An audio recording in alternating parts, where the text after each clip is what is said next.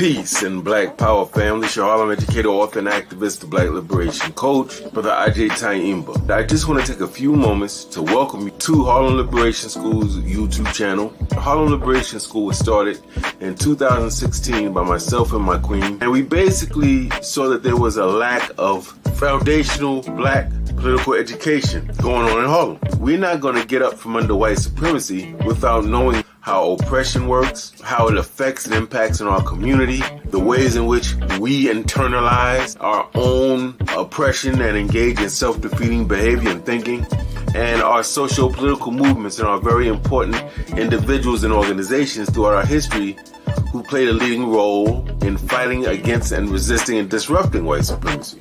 So Harlem Liberation School was founded as a black political education center for adults.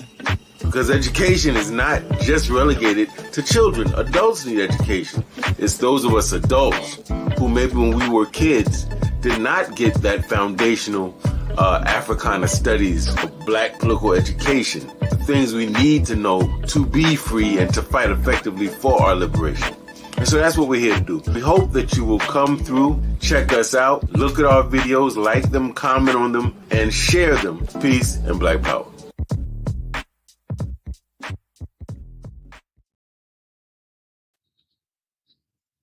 Peace and Black Power family. Harlem educator, author, and activist, the Black Liberation Coach, Brother Ajay Taimba. I'm filming live on location, that wonderful historical and political village of Harlem, New York City. Family, we hope that you are at peace, yet preparing for war. Because what we do know, regardless of what other people may say, is that we are in fact being warred against. And the only logical response when such is the case is to war back. Today we are going to be talking about taking a cultural approach to liberation, looking at this question of what is the role of music in our Black liberation movement. And for those of you who are confused when I say Black liberation movement, you say, "Well, brother, you're echoing an era of the past." I'm suggesting to you that the Black Liberation Movement is a historical continuum that started when the first African was kidnapped from the shores of the west coast of Africa and brought over to these shores, right? So the Black Liberation Movement goes back. It's not something that just started in the 60s, family. It had a different expression in the 60s, but we're still in the midst of a Black liberation movement. Those of us who are fighting to, as Brother Malcolm said, help us wake up, clean up, and stand up. Today we're going to have the members of MCE coming to us from, I believe, Arkansas, and explaining to us why their music, which is very beautiful, political, strong, and powerful, and music like theirs is so important in our Black liberation movement. I believe I see my brother up here. We're going to bring him on. Peace, good brother. Hey, peace, brother. How you doing? Doing well, man. Good to see you. Now, you have to forgive me. I know there's two other members. Are you Brother Obafemi? I'm Brother Said Adams. I'm the MPE. Okay. All right. Let us bring up so people can follow us what we're doing here. Want to bring up our topic. And I guess I want to begin, good brother, by asking you, just tell us a little bit about MCE. Just a general summary of who you are.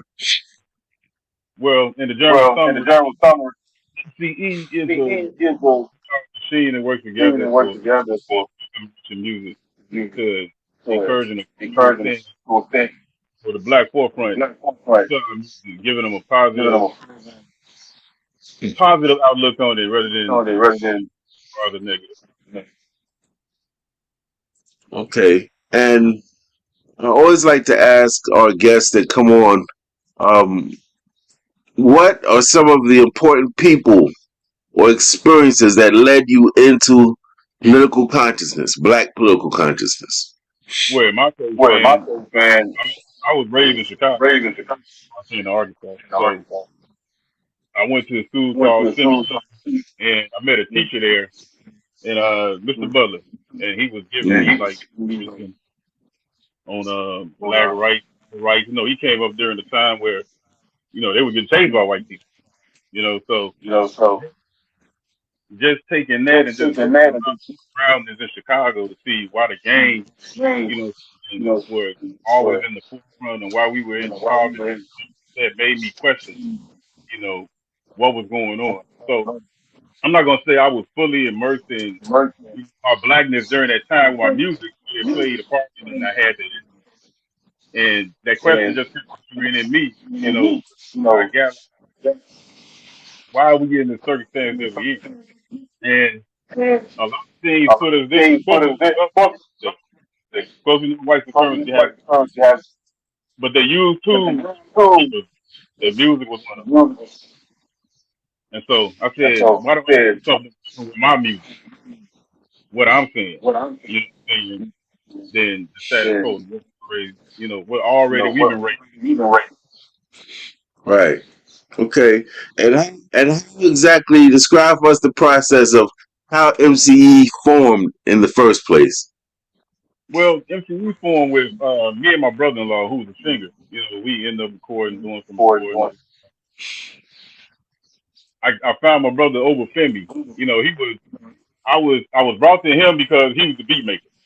You know, so when I got with him, we started realizing like, oh, we kind of talking about the same thing. So we started taking the beats and implementing those things that we put out right now. And so we thought, man, music like jazz, R&B, all that stuff is a form of rap because before there was rap, they were already doing the bebop and all that. So by adding my brother-in-law who does the singing, they kind of just meshed all that together. That's how rap goes. But Okay, thank you for that, good brother. I believe that Obafemi just joined us. We're gonna plug him in uh okay, to the studio here. Peace, good brother. How you be? Peace, and blessings, man. Can you hear me well? Yes, sir. No doubt, man. I'm glad to be here, man. Sorry I about my lateness, man. still Forgive just me for feel that. your feed, man. That's all right, good brother. I'm just glad that you did make it. We went through a few things about how you guys formed, and we asked a brother how he got involved with consciousness. So I'm going to send you the same question. How would you say you first got involved in Black political or liberation consciousness? Okay. I would say, man, it's been a gradual progression. Um, I come from a two-parent household.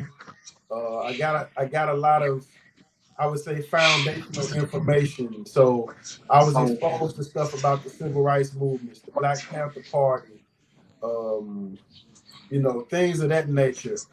As far as political consciousness, um, I would say in my early 20s, man, me and the brother said end up going to this African bookstore here in my city. Uh, I remember the elder there giving us some paperwork and stuff like this, and I had already begun to kind of study stuff about the Nation of Islam, the Nation of God's earth, Mm-hmm.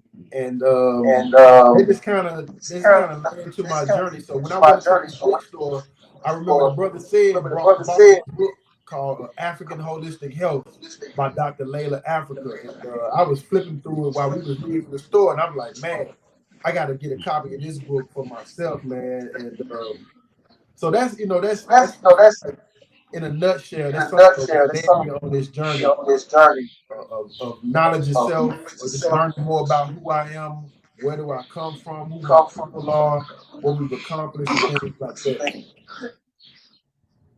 Definitely thank you for that. And for those of you watching, I want you to pay attention for how our brothers have identified how they got into consciousness. My brother said through a teacher. And I love the teachers, man.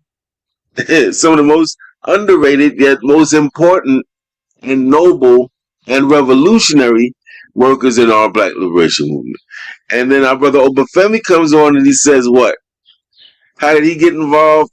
He got involved through reading, and I forgot the first part of what the brother said. But so In other words, what I'm trying to get at is there are various ways, family, various paths to consciousness.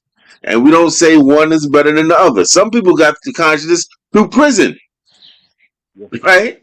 And so there's a million ways, but what's important is that those of us who are involved, that we be present.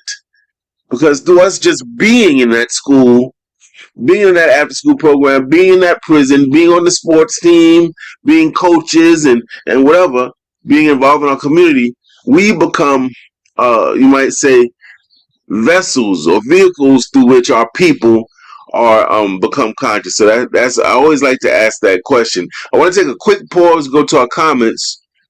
Yeah. We got my queen, Sister Brenda Hilaire. She's basically welcoming people uh, to this broadcast of Harlem Liberation School. That's the Queen Bee in the building. We do have I'm going to throw a quick question out. Some I don't normally do this early, but we will change it up. Brother named Norman Richmond says that Duke Ellington wrote songs about freedom fighters that his label refused to release. Can you talk about this? Are you familiar with that? Anyone? I'm not familiar with that. No, I'm not familiar with the song, but I can relate to hearing artists over the years talk about certain type of music that they tried to put out, and the record label was like, no, there's a particular artist out of Tennessee named Young Buck. Years ago, he was talking about putting out a song about police brutality on his album, and they told him that's no go. He said, "Y'all ain't got a problem with the song talking about killing niggas and all of that. Like that's fine. But as soon as I mentioned police brutality, that's the problem. They told me this song couldn't go on the album. They put it on the That record. set a precedence."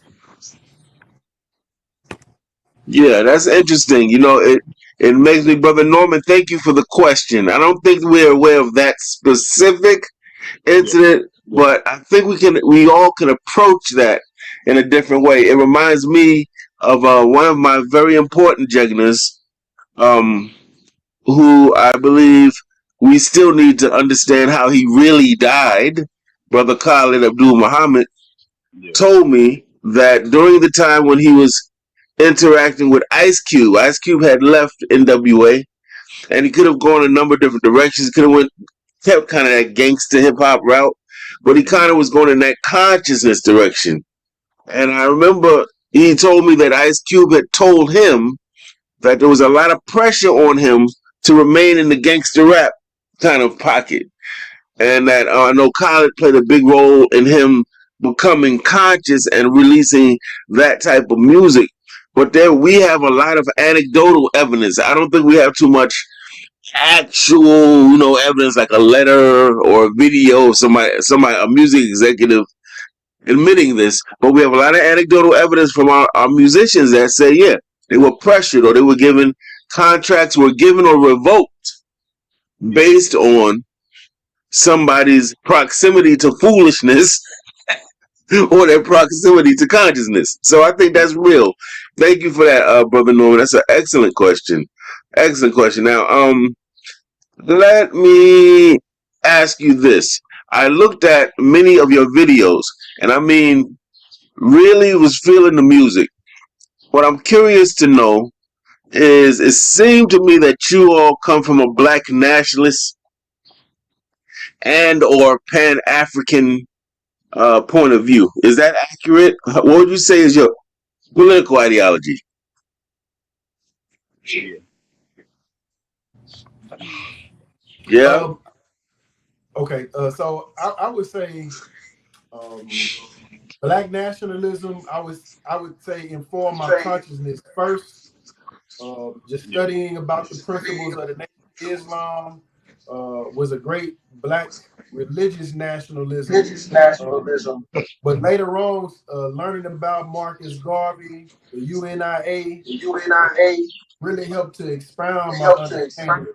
I joined an African Center study group back in 2008, and a lot of the premise of that has been Pan-Africanism. So uh, I consider myself to be a Pan-African nationalist. So that's kind of where I draw my line. Got you. Got you. Okay. and, Um, I, and that's why I'm sorry, that's brother. too. And I'm saying that's where I'm drawing mine as well, man. It's all about black supporting black because we got to. If nobody else does it, we got to. Yes, sir. I shade to that. Um, I'm really sitting here feeling really grateful. Feeling grateful for, my grandmother used to say that even a broken clock is right twice a day.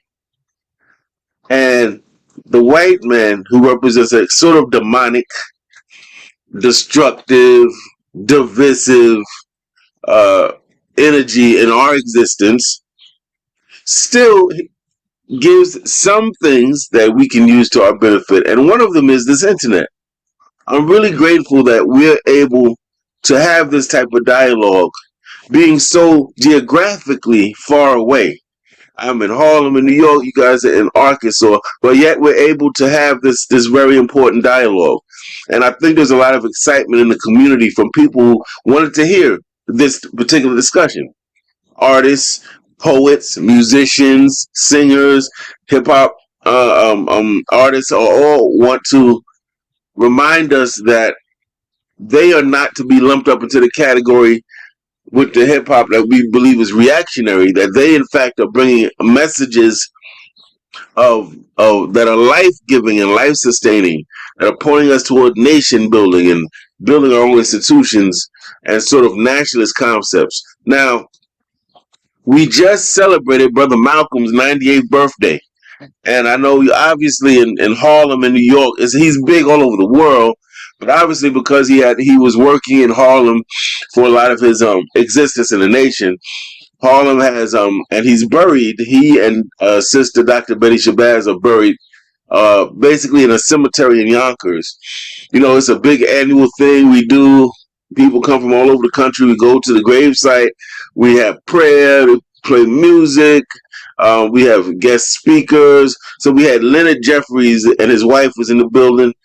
We had the imam of the mosque of Muslim Brotherhood, which was originally Malcolm's Muslim Mosque Incorporated. I mean, we had Professor James Smalls. It was really beautiful. I'm curious to know, how did Malcolm X, since we're coming right off his birthday, how did his ideas impact you? How do you see yourself as being a ambassador or a person that tries to emulate some of his ideas or put some of his ideas into practice? Personally, it affected me. Like when I read his book, it affected me in a way of Malcolm was a speaker. He was a motivator, and not people can do that. Get up in front of a lot of people and speak. So I kind of said with the same thing as being an MC or rapper, whatever you want to call it. You try to relay your message to people, and trying to reach them with the information that they're trying to relay. So Mm-hmm.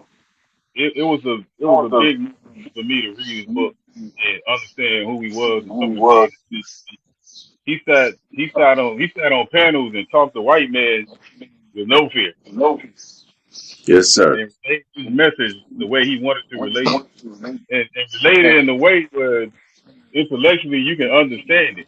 It wasn't emotional. It was something like, yo, this is what I feel, this is what I'm going with.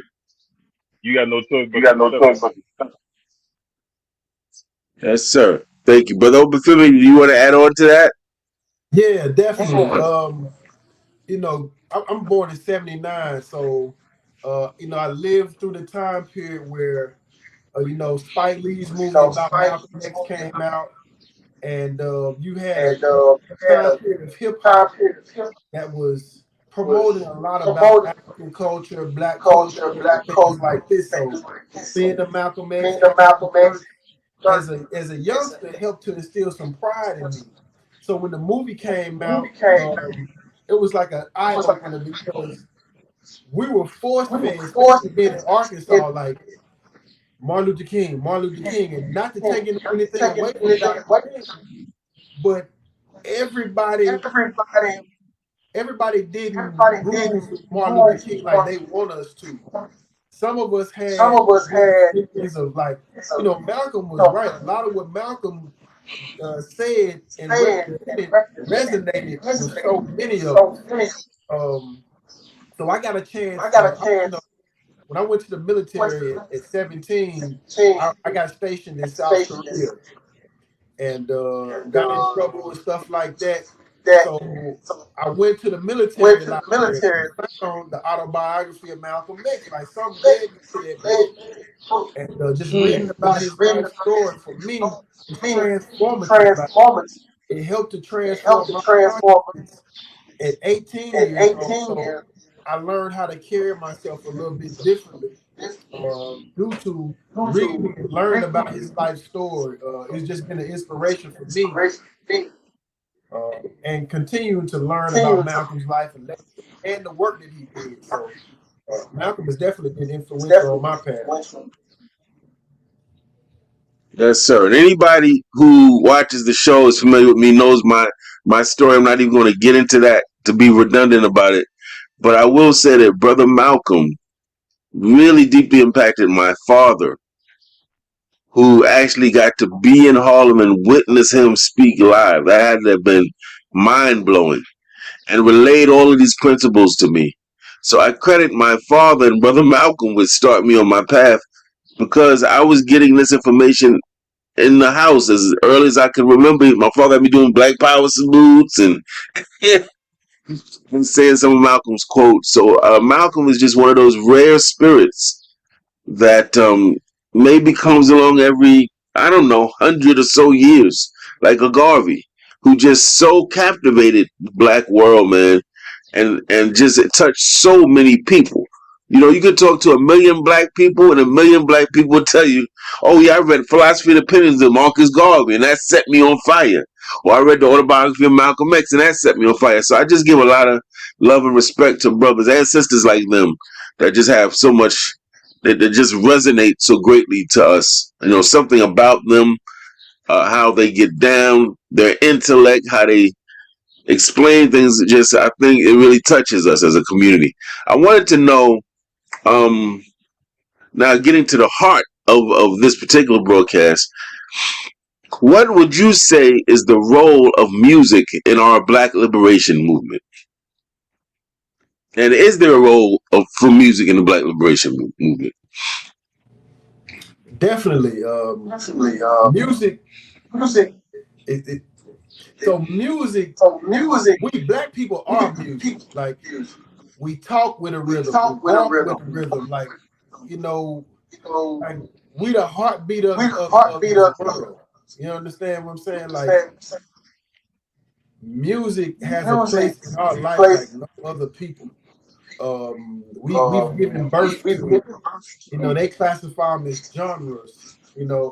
I like to say that any music that comes from Black people that speaks from the soul is soul music. Now you can put that in the category of rap or hip hop or soul music or R&B or jazz or reggae or classical. If it's coming from the soul, it's soul music, because they call us the people of soul. We the soul people. The role of music in Black liberation, I mean, there is a very critical point where the military has fight songs and songs when you're doing your physical exercise, run to cadence and all those type of things. So music can help to inspire and rally the troops, to motivate people to take action, to keep morale high, and all those type of things. It can also critical information that's needed. You look at during the Harriet Tubman's time and how they came up with these different songs and narratives to embed information for people to know how to move on the Underground Railroad. Like, music is always a major role in our story. So even dealing with the griots are the ones who preserve the history of the tribe or the community and shared that with the youth to know who your friends are, who your enemies are, how we need to move, and all of those types of things. So music is one of those tools that we have to use in Black liberation. It's not an option. Like Black liberation, music is part of the movement. It's just how do we use the music as a tool? Because music is being used as a tool against us. We have to use it for Yes, sir. liberation. Yeah, Yes, yeah. sir. Music is used for everything we do. So you just look at just say gangster rap. You know what I'm saying? Somebody gonna do some gangster stuff, they gonna listen to gangster rap. They're not gonna put on Cindy Lauper. So yeah, just to make an example, what I'm saying, music also defines the time that you're in. So the music that you hear the most around this time define what's going on and what affects people. So we gotta, as a black movement, black liberation movement, we gotta take this music, and that's what we're doing. You know what I'm saying? Just pushing it. So you can change the narrative of what's the status quo or what's going on. To make it for me, to make it something that's a statement that goes up through time. That you won't put it in a state of conscience. This is life music, you know. Mm. So yeah, this has a big role in liberation. Because music has always had a role in every movement that went You know, as I read some of your promotional material and listened to some of the music, it kind of reminds me, it takes me back to the Black Arts and Consciousness movement that ran parallel with the Black Power movement. And people like Amiri Baraka and Sonia Sanchez and Gil Scott Heron and the last poets, that type of this idea that the movement wasn't just purely political, although we know music can be political too, that we needed an artistic component to sell it to the people. Because when you think about some of Malcolm's ideas and Garvey's ideas, think about how much more powerful it could be when you put that in music, man, and poem and add some melody to that. So for me, you guys represent kind of part of a new kind of a black arts movement that's very important. And it's the people back in the 60s, the elders I've spoken to who were active practitioners back then tell me that they did not see one as being more important than the other. The brothers and sisters in the black power, the real political, that was down with the armed insurrections, the Black Liberation Army, the Black Panthers, had much love for the brothers and sisters that come from the artistic component, had much love because they saw themselves as being aligned. They were just uh, doing much of the similar work, but manifesting it differently. So I'm curious, do you see yourselves kind of as being part of a new black arts movement, so to speak? on. Like I said, uh, first and foremost, we are artists as far as musicians, but me and these brothers also do like painting, writing. Brother over Finley just put out a book. You know what I'm saying? Mm, So the arts are a big part of especially educating. And like you said, if you can't reach somebody by talking to them, well, if you put that talking on a beat, then you may reach them and probably reach more people. So yeah, I definitely see myself, and I can see what we're doing as far as The excellent. the great ancestor Amir Baraka said the role of the artist is to raise the consciousness of the people. He said this, I think, in 1970. That's a quote that I definitely took to heart. Definitely when I hooked up with said, but it was just like you have a role and responsibility as an artist to help to inform, inspire, to raise the level of consciousness of the people because we especially we learn through rhythm. Like you learned your ABC probably before you could identify the alphabet, but you learned it through rhythm. B, C, D. It's a song. So if we put things to rhythm and repetition, we tend to learn it faster, especially African people. We learn through rhythm and repetition. So, um, you know, definitely, I think we are part of a continuation, but it's like some new blood into the Black Arts movement. That I definitely have studied about the Black Arts movement that evolved in the '60s and '70s. So I just think like I come from that legacy of brothers and sisters continuing to put that type of work in. So Yeah, I take value in it too, man. And I'm a father and a husband, and my kids and my wife listen to the music I put out, and I want that to Right. have the value of what I'm putting out. You know, so yeah, I take good consideration in what I'm doing. Excellent. I'm curious to know, do you think there's a conspiracy to deliberately keep political consciousness raising music from a black point of view from the ears and minds of black people?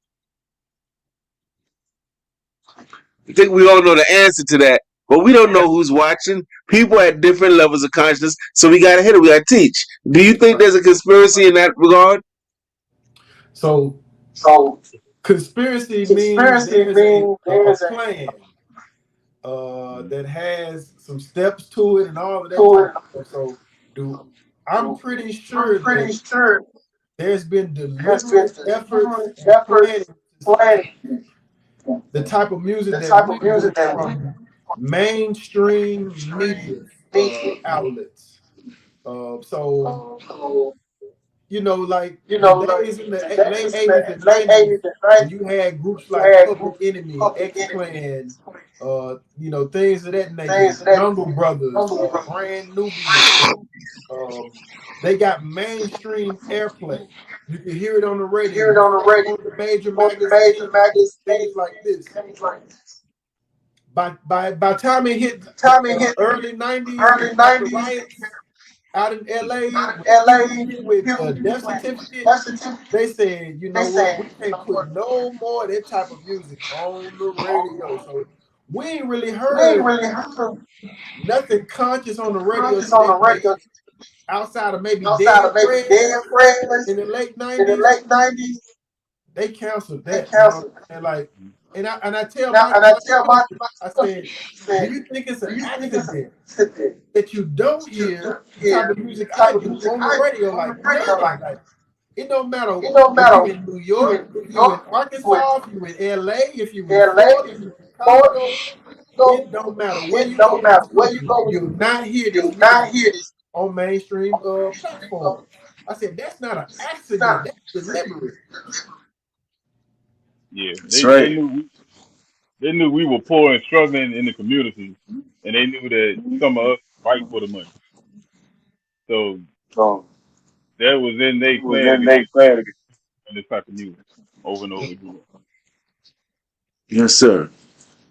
Again, to the family, to my family that is watching and listening to this broadcast, everything is not going to be written out.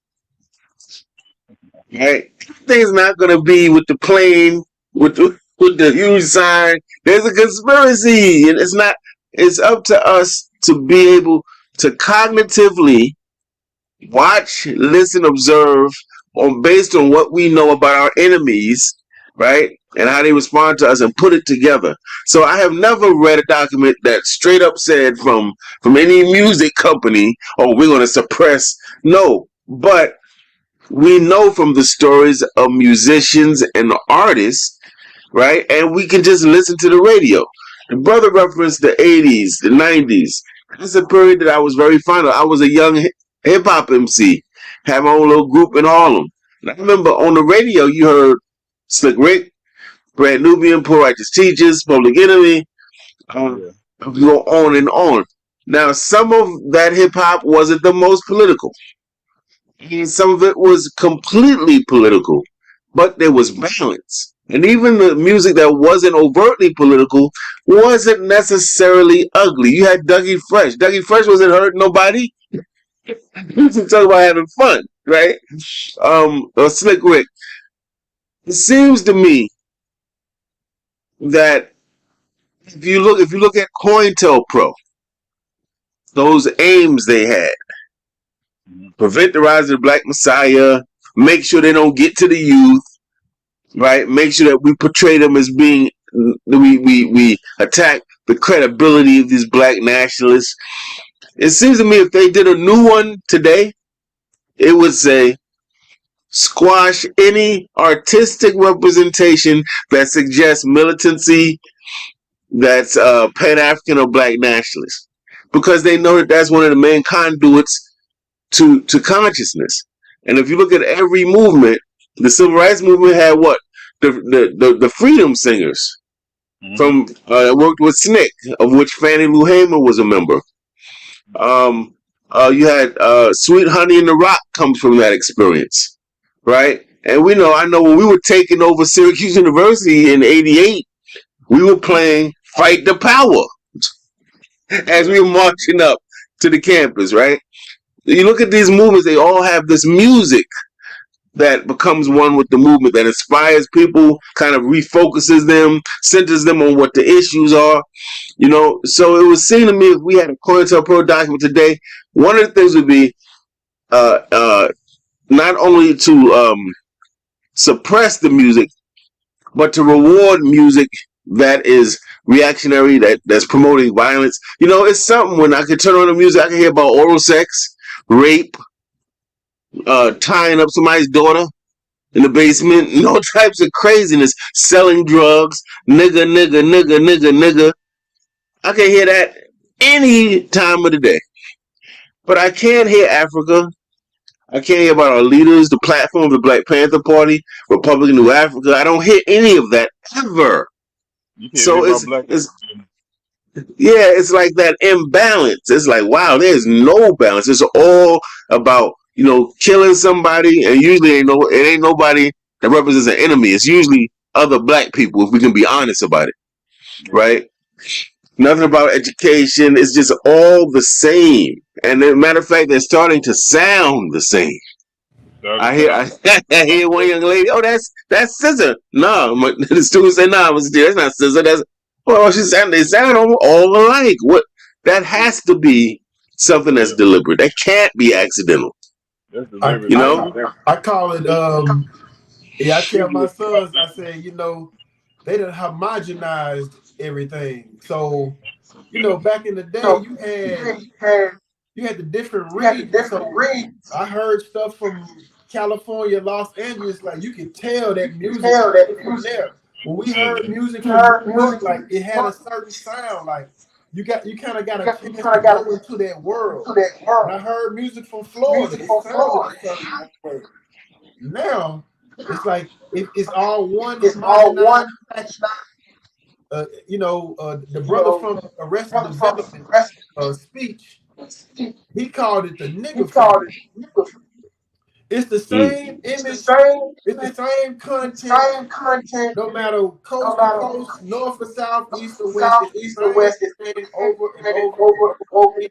It's like an assembly line running it right off the press until the next is like the newest model. They're gonna give you the same thing until they get that wrong. Got another one coming out. It's the same stuff 24/7, 365 days a week, a year. You know what I'm saying? So this is what we're fighting against, is to add some balance for our people to understand. There's other content musically out here. You don't. They're trying to force you to say this is what black people are about, and it's not. It's not our total experience. Mm. Yeah. Yes, sir. They're killing us while making money, man. Like it's like every month I look on Yahoo, wherever it is, they show a rapper dead that I never heard of, a young brother, and then you go check out his music, and you see what he's talking about, and it's kind of like, damn, is this? Like, is this gonna keep going? You know, this is a war. This is a war. Hmm. Okay, I'm all right. Let me bring up this other question real quick. Y'all, those of you watching, I hope you know that you're getting a really rich experience. And I also want to remind those watching as we take a quick pause that Harlem Liberation School, my organization, does not support internal black division. It does not support you gotta be um, studying Yoruba or Ife. We say if you're black and you know you black and you want to help black people first and foremost, and you're not working with the white man in any way that's duplicitous, you're not an agent or informant, then we welcome you. We're very clear that white supremacy works because they get everybody. They got some gay people, some trans people, black people, white people. They got all types of people doing their bidding. Some do it with military, some do it with intellectual intelligentsia, some do it with music. And we are going to have to get mature enough to understand we need different dimensions and elements of our community. We have to stop being divisive internally. The white man spends billions of dollars and works hard to do this. We should not help him in any way. That is not to say that we invite people to the party that shouldn't be at the table, right? But we have to break it, or even this kind of hyper localized organizer. I'm in Harlem. They in Arkansas. I'm not gonna mess with them because they not. Nah. We completely disavow that. The brothers and sisters in Arkansas are just as important as the brothers and sisters in Mississippi, who are just as important as the brothers and sisters in Alabama, who are just as important as the people up north and east. We make no separation. We were just dropped off in different places, family. My family just decided to migrate and go to Harlem. But they all came through the South, through the Caribbean and the South, right? Yeah. Most of them immigrate. So I want to remind our listeners that we don't support that. That is helping the enemy. Anything that helps the enemy by definition is not helping us. So I just want to say that. I was wondering, is it possible we can get a little taste of some of the lyrics that y'all spit? I saw this one joint, man. It was called oh, Queen B. Do you remember that song I played? Oh, it was about me, something about me. You know what I'm talking about? It was like Was it it's a working on song my? where the person's talking. Say again. Was it working on myself? Yes, yes. I like that. Can we get a little taste of some lyrics for the people so they know where y'all coming from, so they can hear it? Bro, you want to go first, man? Yeah, I spit some off the working on myself. The video on YouTube and all that stuff is on all streaming platforms, so y'all can definitely check that out and follow us on MCE Soul Music. Yeah, so that's working on myself. Hold on.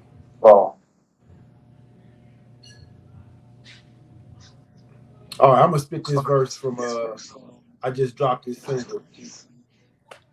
I got soul, I got shine, I got spirit, I am bold. I got knowledge of myself, switch out, sell, I never fold. I got herbs, I got fruit, I got water healing roots, I got gardens growing food, and them babies growing fruit. We got love, we got peace, we got war out in these streets, we got answers for the question, for the pain we be relief. We got goals, we got drive, we got skill and ambition, we got bar, we got might, we got freedom from the we got money, we no dummy. The system man who run it, body cleansing with the cayenne pepper, lemon, closer honey, ashwagandha, the dandelion, and the nettles be the truth. You got healthy state of living, and the body is the proof. You got time, you got space, you got children to go to chase. Use your energy selective, should not waste. You are science, you are math. It's the journey, not the path. That's the building with this ball. Imhotep with the craft. They be lying while they rhyming. I'm relying on self-reliant information, plenty of it. No apply. They be lying, steady crime about the system, but they trying to work together. The back and multiply.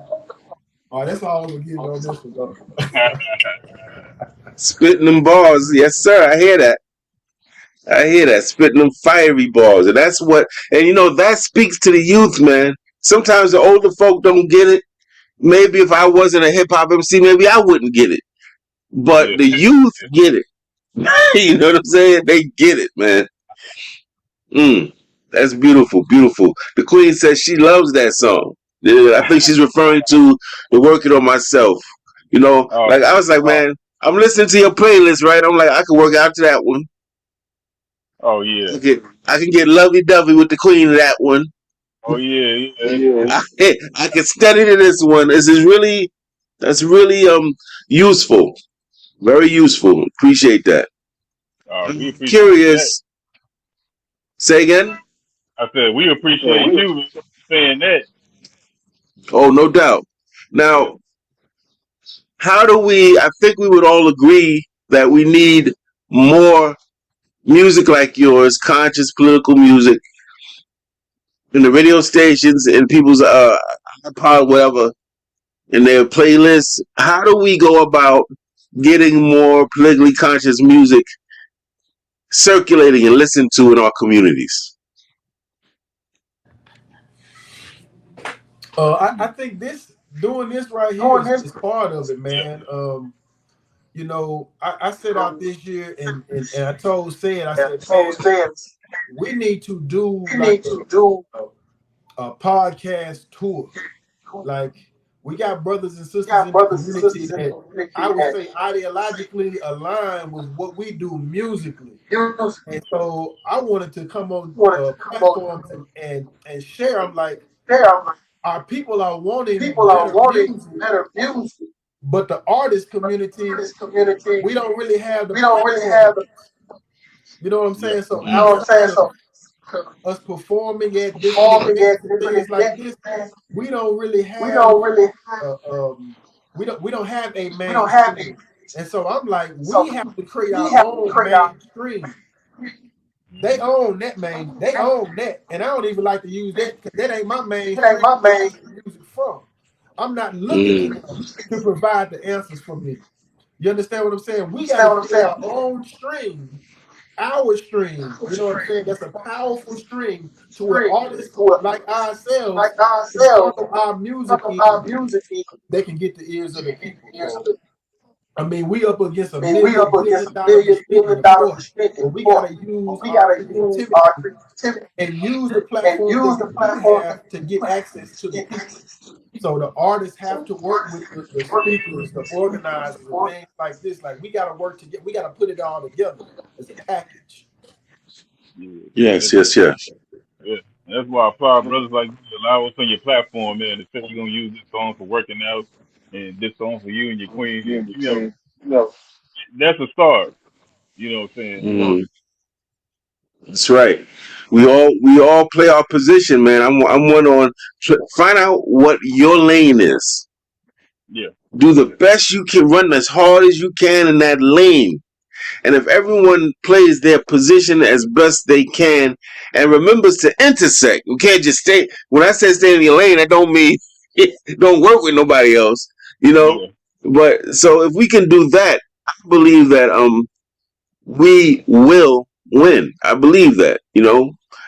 Let me ask you this: do you think back in the day, this would be in my parents, no, my grandparents' generation? Because I'm 55. My grandparents' generation, they had something called the Chitlin Circuit.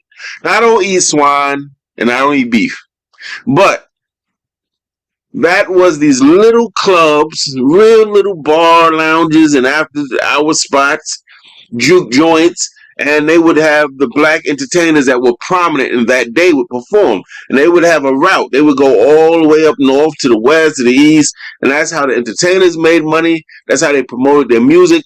But it's also how our people at the grassroots level got to hear and experience soul music, right?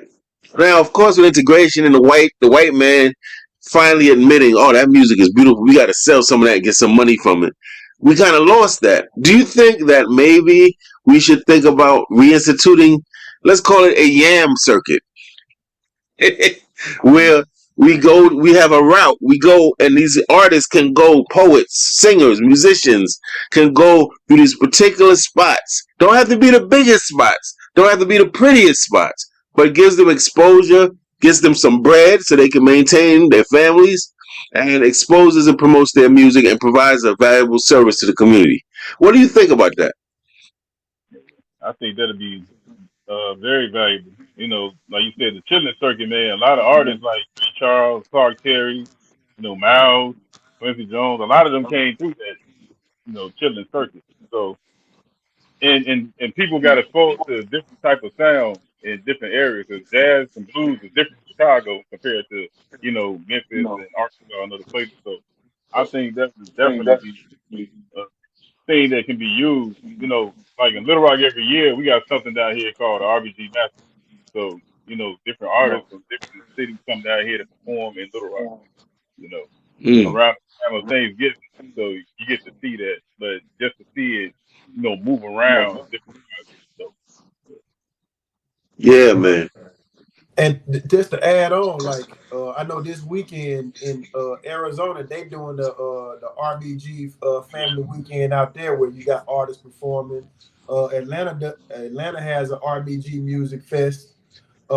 It's just kind of combining these ideas, like you saying with the Chitlin Circuit. Also about back in the day they had the Green Book.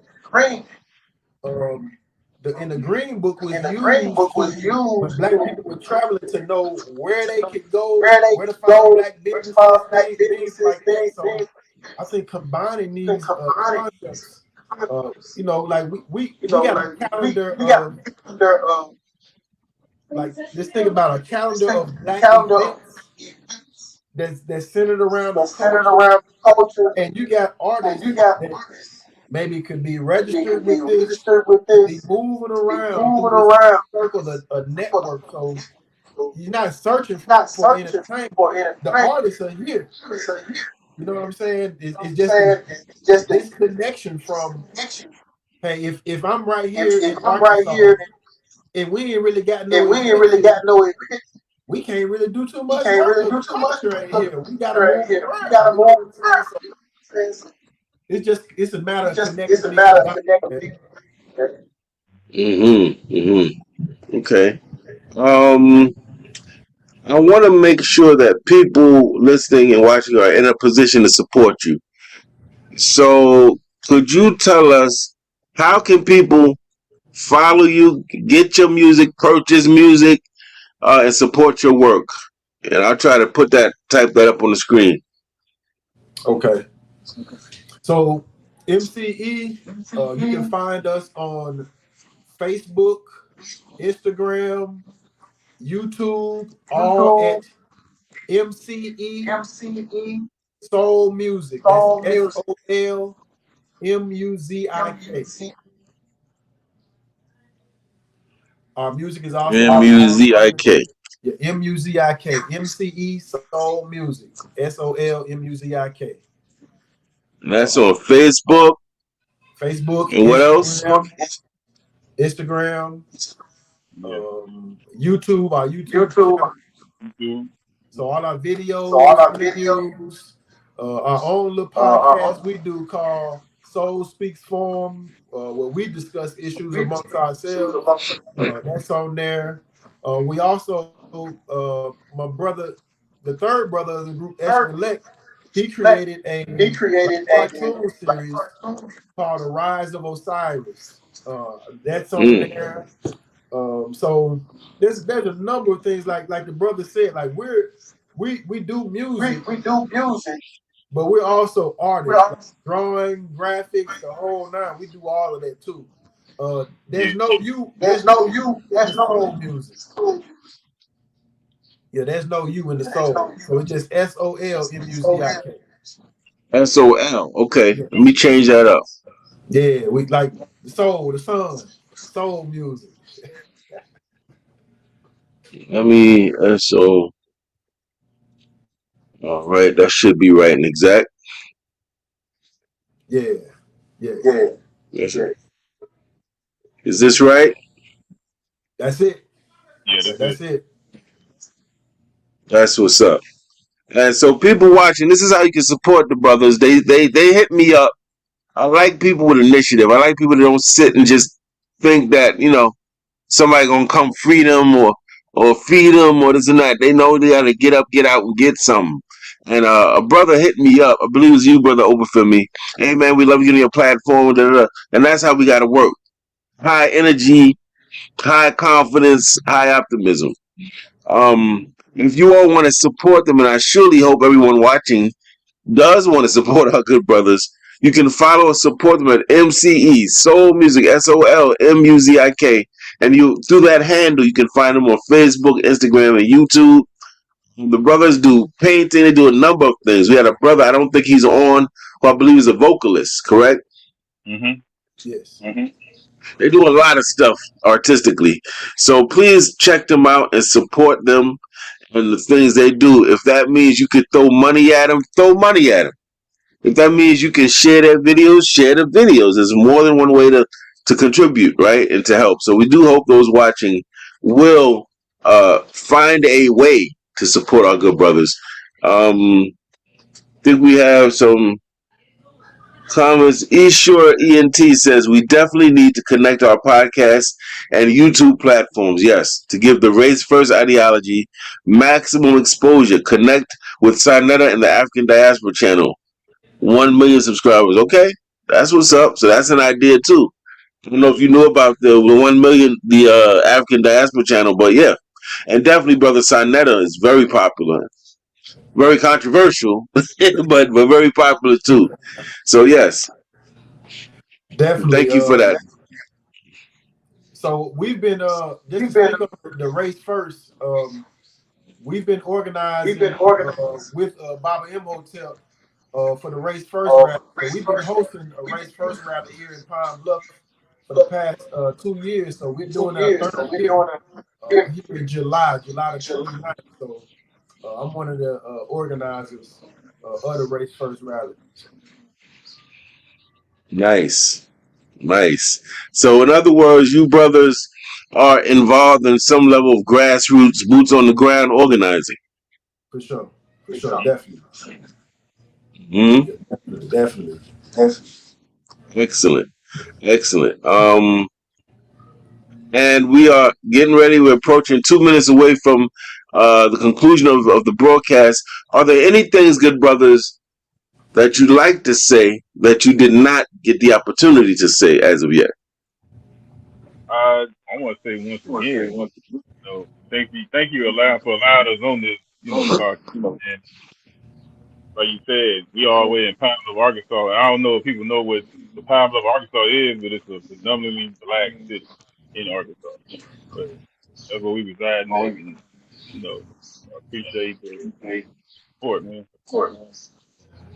Yeah, no doubt. Yeah, we in the back of in Arkansas, so you can't really pick on Black history or any of that without talking about Pine Bluff. But definitely, if you want to connect with me personally, follow me. I'm on all social media, Facebook, Instagram, Twitter, TikTok. Got my own YouTube channel, 9 Obafemi. If you want to follow me, I just released an African-centered children's book called Every Day is a Sunday. It's about a young boy who's being homeschooled, and he's detailing his week with his family, what they do in the community. The book is on Amazon right now.